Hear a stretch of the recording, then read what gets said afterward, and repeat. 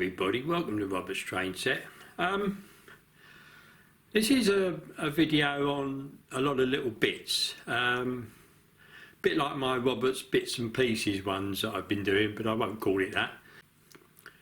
As you can see, I've got my HATTONS Class 66 Freightliner locomotive called Patriot, and unlike some people, the nameplate is perfectly nice there and lovely.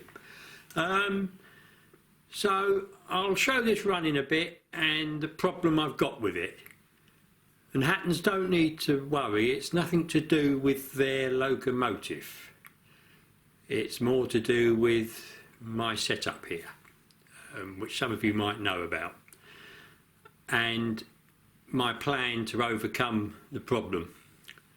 But first I'm going to take you up into the loft and show you why the move of this layout that is here, completely empty as you saw in the last video, is still here.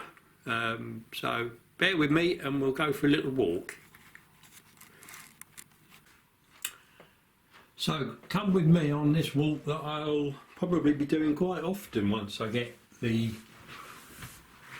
train set up in the loft. So, oops, up my stairs, and fortuitously I have the ladder down already. So we're now going to go up the ladder, hopefully without falling down, into the big black hole that is my loft.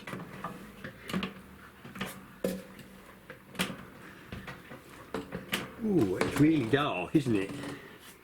Let's get the fluorescent on first.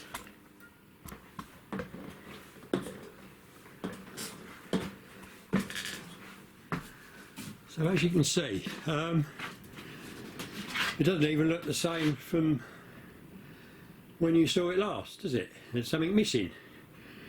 It's probably that bit of timber on those workmates of mine. So, why?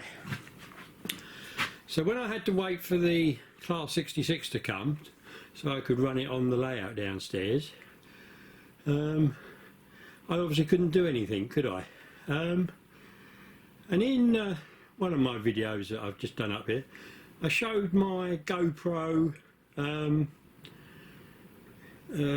like camera up here that doesn't like lack of light, and it was pretty dim, wasn't it, if you remember? So I'll show you that original bit of footage and I'll do a new bit of footage.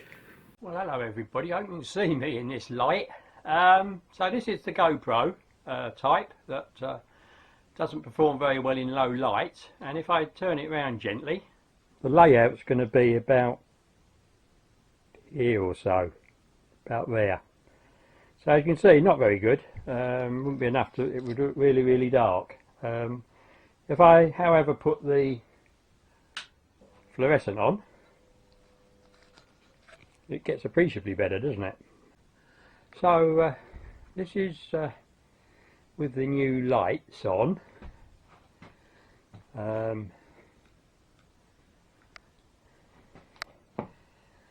After I did something similar here or so, about there. So as you can see, not very good. Oh, painted up there, look. It needs another coat yet, I think, but it certainly made a difference, I think, with the reflection of the light. Where the line is, I'm going to paint below that another colour, sort of a, I don't know, I'd like a nice sort of bluey sky colour really, wouldn't I? And we'll see how we do, but that's right. I got a few runs, never mind, will come out in the wash, won't it? But yeah, I think that's a lot better than it was.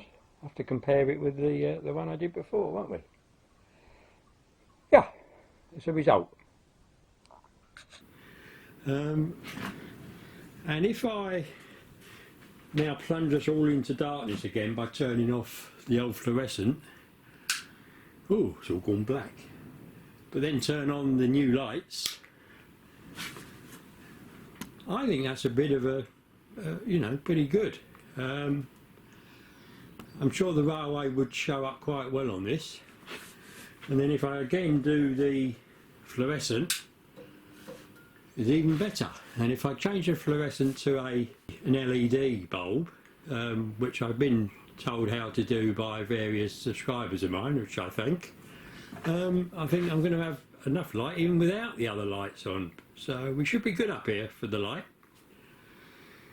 So why is it like this? Well, the simple fact is, if I pan up a bit, I've painted it white. Well, actually it's magnolia. And you're wondering why I've only done that little bit. Well, that's 2 coats on there, and it's probably part of it still drying, because I probably had 5 litres of a 10-litre tub, and it's nearly enough used all that. Because was it absorbent or was it absorbent? It was.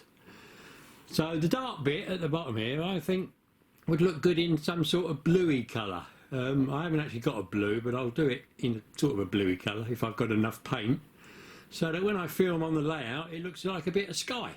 So we'll see how we go, and probably do the same the other end as well. So do you think that would be a good idea? We'll see how we go. I think it is. So I'm happy now. I am getting quite a bit of light out of those bulbs, like I did in the film in the 66 part. I can then start dismantling the layout downstairs and try and get it up here without falling down the hole. So let's go and have a look at the 66 now, shall we?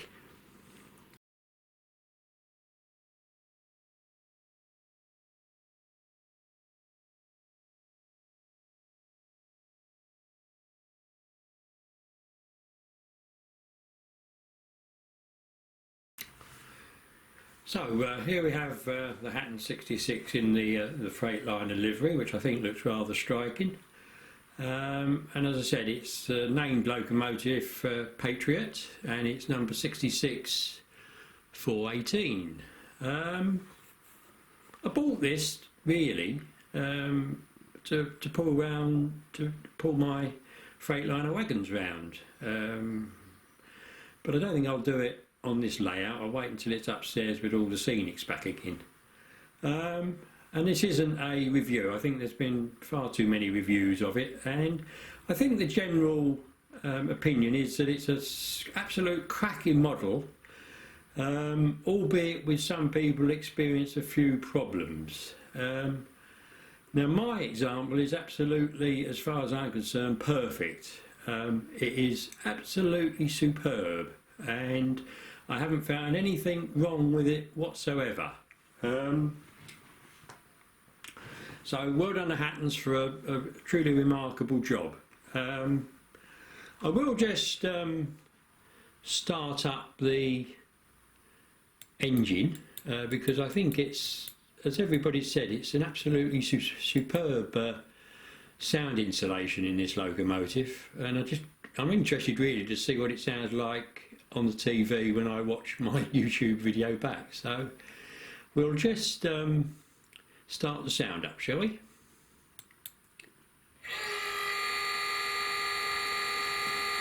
And this is as it came out of the factory. I've not adjusted anything except for the number twice.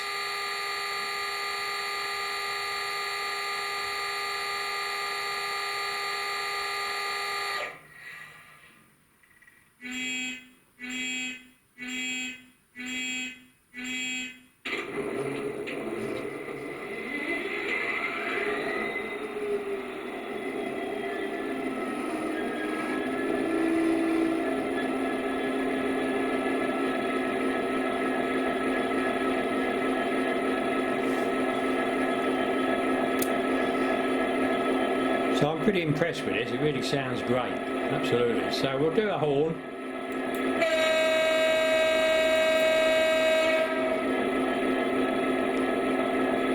So, what's the problem I have with it? Well, it's the problem I have with, I believe, the lock type sound decoders that are mostly fitted in Bachmann locos. I've not until this instant had a problem with any other loco, but this uses well, it's meant to use their version 5, which I'm sure it does, but when I put it on Railmaster it says it's only version 4, which is interesting. And as I've documented before in a couple of videos, one of them called The Trains That Never Were, we're seeing this working at the moment in its factory state. So number 3, no problem, and everything works, all the lights come on, nothing wrong. When I changed it, as I was expecting it to another running number, the lights didn't work. Now the cab lights work, but the running lights didn't work. And even if I switched on the night running, nothing happened. So I'm sure I'm at a loss, and I think it's a unique thing with my setup here. Something either with the computer, the Railmaster program, or even the actual, the controller that's plugged into the track. I don't know.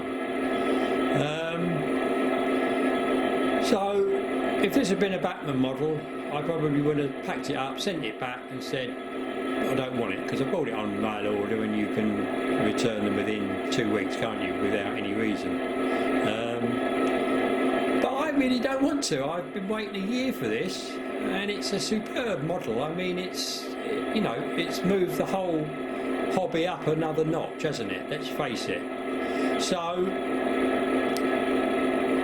what am I going to do?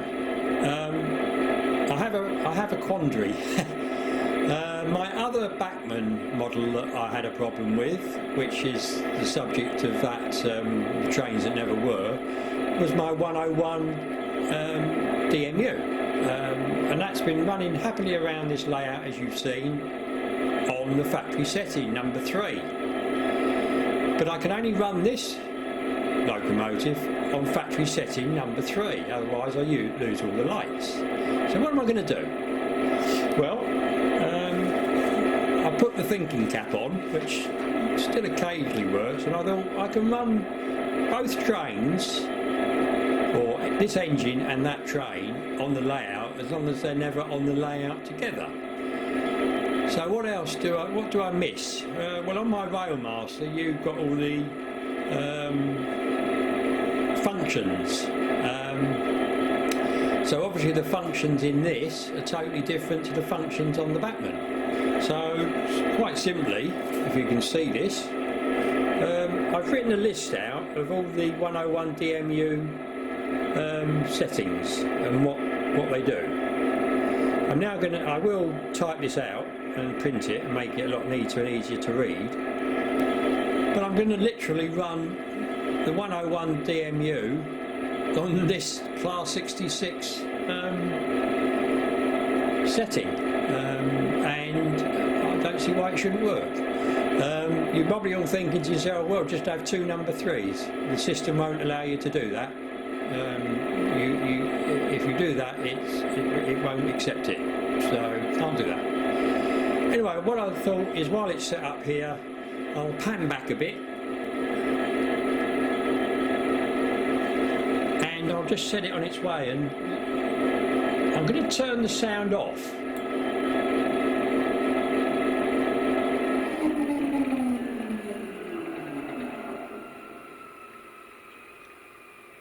It's absolutely superb. And I've turned it off for a reason. I think Matt Slade, who did a video on his one, said it was a bit noisy. So I'm just going to run this forward, and it starts moving on my Railmaster at 3 miles an hour, and we'll just have a listen.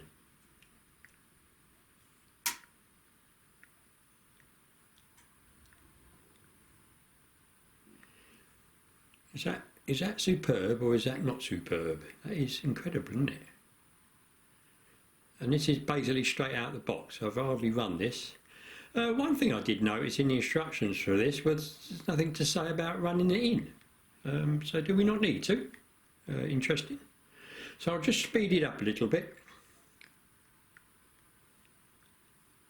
So that's 7. Can you hear anything?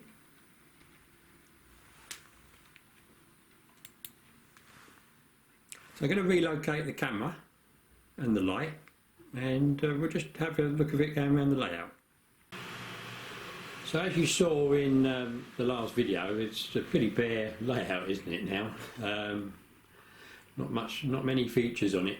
I'm filming this on the Sunday, and somewhere in this video you will not only see what I had for lunch, but also what I had for dinner in the evening. I'm sure you're all waiting to see what I had and what I've concocted.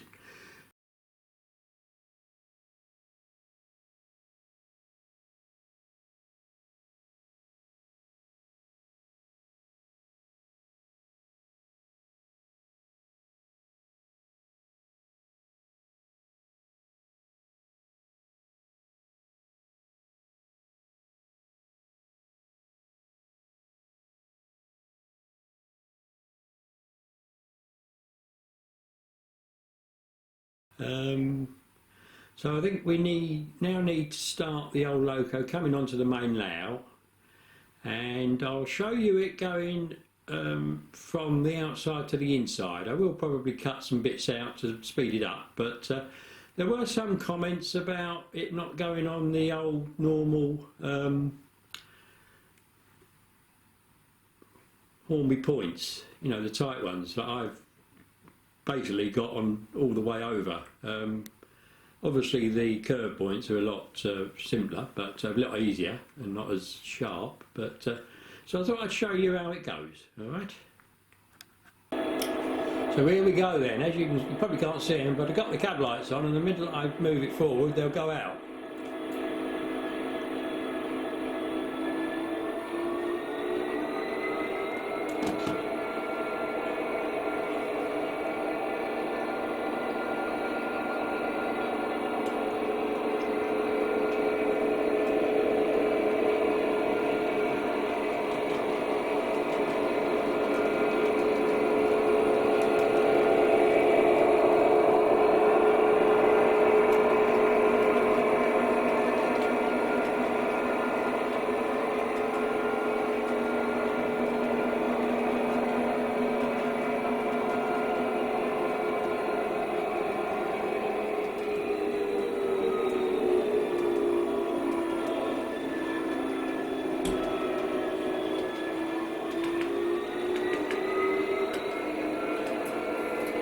So we'll follow it round, and I'm going to switch it onto the middle track.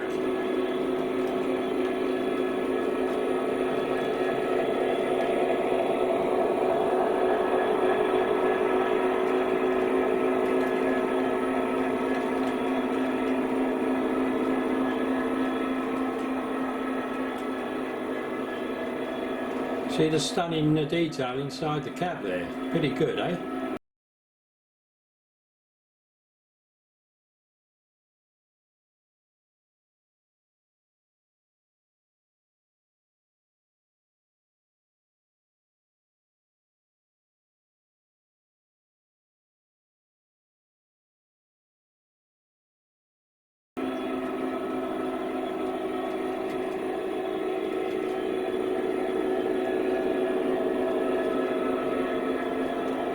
So there we are, no problem with that, was there?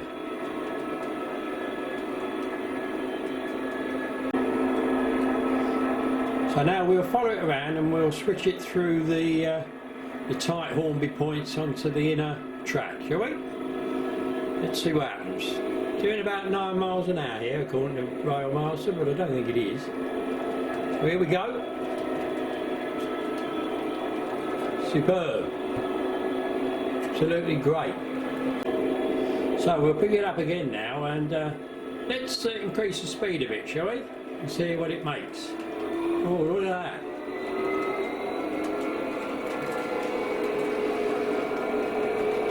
So picking it up on the inner track, I'll do a continuous filming of it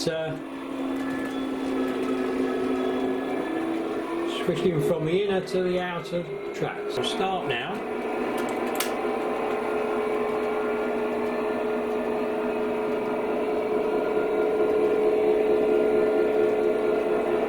And it is going at the obviously a little bit faster. And we'll just see what it does. No problem on that one. So what about the next one? Whoa! Absolutely super. What a super model. And my track is not the best.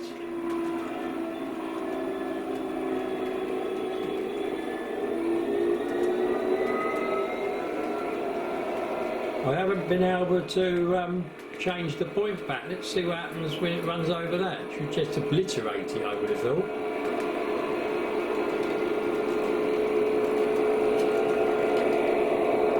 Could all end in tears, of course. Look at that, straight through. So,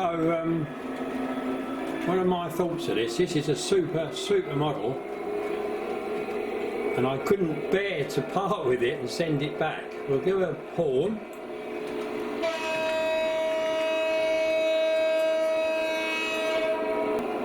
So as you can see, it's trundling around here quite merrily, and I'm really glad I kept the layout up so that I could try it.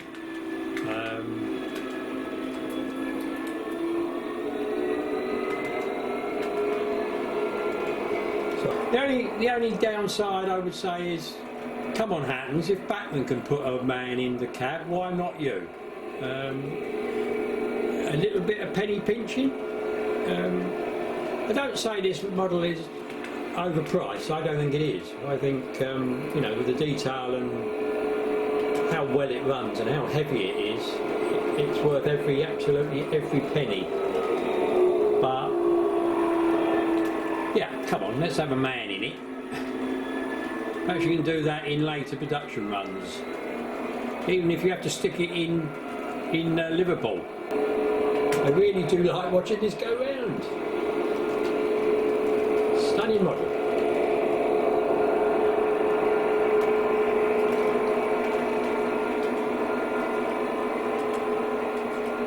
So with the Class 66 contentedly ticking over behind me, just to finish this video, in one of my previous move videos I did say I was going for a bike ride.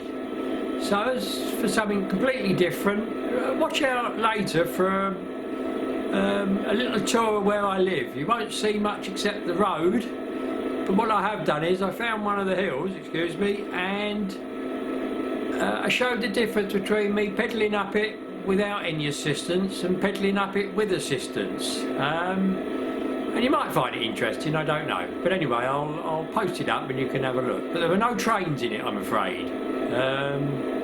But I got a bit of interest on the bike when I put it in, so it might please some people, especially the chap that wants to buy one, because he can see how much you need it and where you use it and where you don't. I had a nice ride actually, I really enjoyed it. So anyway, it's the end of this one, and hopefully the next move video will be on actually getting it up into the loft. So I'd like to thank all my new subscribers that have come aboard. I've had quite a few in the last week. It's going very well. Well over 700 now. So thank you everybody. Thank you for my existing subscribers, which I wouldn't want to lose you. So yeah. So all keep safe while this thing goes on, which I think is going to be quite a while, and gives us time to do this model making, doesn't it, and videoing. So there is some good out of it, although I'm sure we'd all give up every minute of this time we've got to do this